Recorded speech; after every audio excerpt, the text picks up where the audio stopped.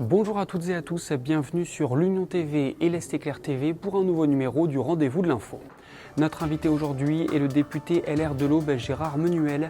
Il a récemment écrit au ministre de l'Agriculture à propos d'un décret interdisant le plastique autour des fruits et des légumes.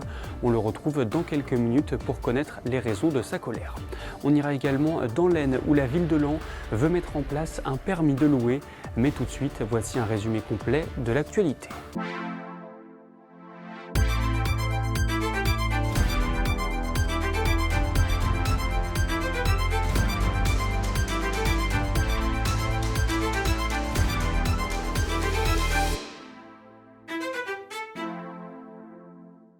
Un camion betteravier a percuté un poids lourd en panne immobilisé ce mercredi matin sur la Nationale 4 à hauteur de Cézanne dans le sens Paris-Nancy. Le chauffeur est décédé, le second conducteur est sorti indemne de l'accident. Il a été placé en garde à vue par les gendarmes afin de comprendre les circonstances exactes de ce drame. Dans l'Aisne, un incendie a ravagé l'usine Asmeyer, fournisseur d'électricité à Gauchy ce mardi soir. La grande majorité de la bâtisse de 7000 m² est partie en fumée. Les pompiers sont restés sur place plusieurs heures. L'entreprise emploie actuellement 95 personnes et une vingtaine d'intérimaires. Des bureaux provisoires vont être mis à leur disposition. La situation est toujours aussi compliquée sur la ligne 4 entre Paris et Troyes. Mardi, un train est tombé sur les voies, entraînant une paralysie totale du trafic et de nombreux retards. Ce mercredi, le train de 6h47 en direction de la capitale a été supprimé.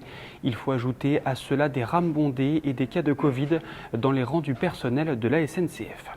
À cause de la hauteur actuelle de la Meuse, la municipalité de Givet vient de procéder à la pose de nouvelles protections contre les crues.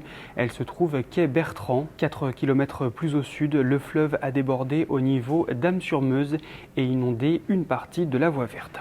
Et enfin, le rallye Monte-Carlo historique partira de Reims le 27 janvier. 130 voitures s'élanceront depuis le Boulingrin, un record. Auparavant, les véhicules devront satisfaire aux habituelles vérifications techniques et seront visibles au parc des expositions la veille et le matin même.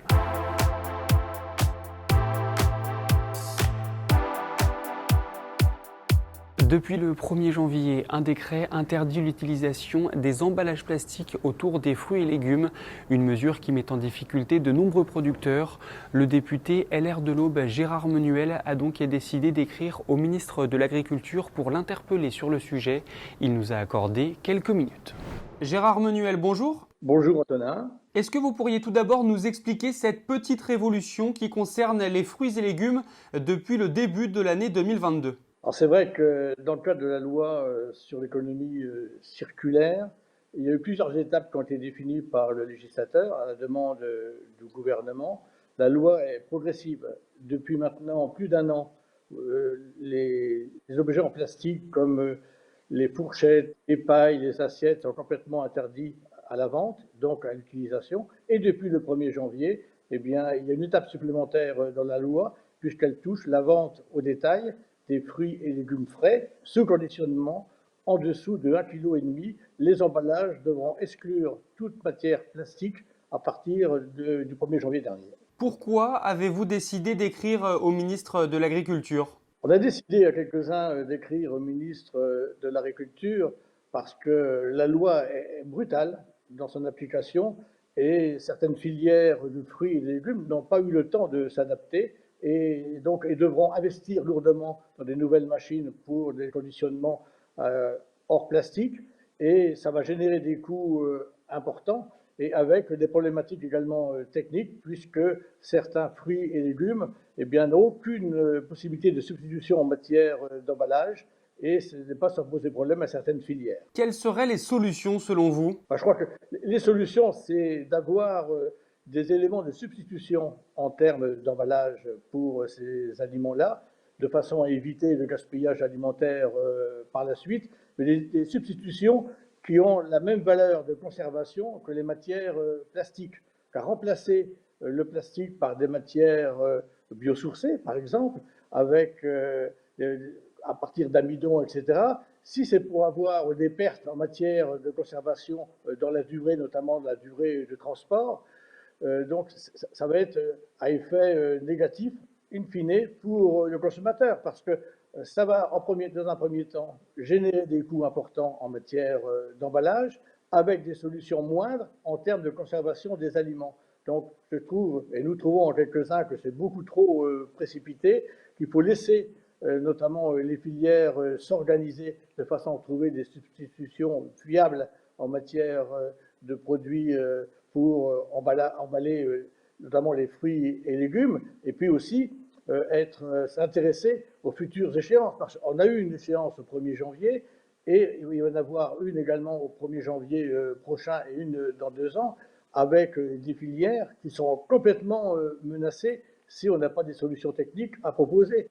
Je pense par exemple à la mâche, hein, à tout un secteur de l'économie agricole, notamment dans la région de Nantes, qui vit grâce à la vente de la mâche destinée à l'alimentation. Bien, cette filière-là est complètement menacée, car aucune possibilité de substitution en termes d'emballage. Est-ce que, Gérard Menuel, vous reconnaissez tout de même que cette loi, eh bien, elle est cohérente, pardon, pour une meilleure protection de l'environnement? Bien évidemment, personne ne peut nier que le plastique est polluant et qu'il touche à travers les conséquences des débris que l'on retrouve dans la mer, par exemple, toute la filière pêche, qu'il faut agir et qu'il faut aller vers la suppression complète des emballages plastiques dans tous les secteurs, y compris bien évidemment celui de l'alimentation, mais c'est pas en agissant de façon très brutale, sans solution de substitution, qu'on arrivera à résoudre ce problème-là, parce que le plastique a aussi ses vertus en matière de conservation des aliments. Je n'oublie pas qu'aujourd'hui, 3 000 tonnes par an de produits alimentaires vont directement à la poubelle parce qu'ils ne sont pas consommés. Et ça va générer également des coûts pour le consommateur in fine. Donc ça va trop vite, il faut de la substitution, et puis aussi il y a un problème de comportement. Si on retrouve des matières plastiques dans les eaux, dans les mers, c'est parce que chacun d'entre nous n'a pas un comportement responsable. Hein, et c'est toute la filière tri également qu'il faut revoir et être attentif justement à ce sujet-là. Vous allez continuer de suivre le dossier de très près, j'imagine? Oui, on va le suivre jour après jour, parce que non seulement les filières industrielles nous alertent des difficultés qu'ils rencontrent, mais aussi parce que les solutions qui ne sont pas proposées pour l'instant vont générer des pertes dans le secteur du transport, notamment le secteur alimentaire. Et ça, pour l'instant, c'est pour nous non concevable. Merci beaucoup, Gérard Menuel. De plus en plus de villes souhaitent s'emparer du permis de louer pour lutter contre l'habitat indigne. Parmi elles, Laon dans l'Aisne. Regardez.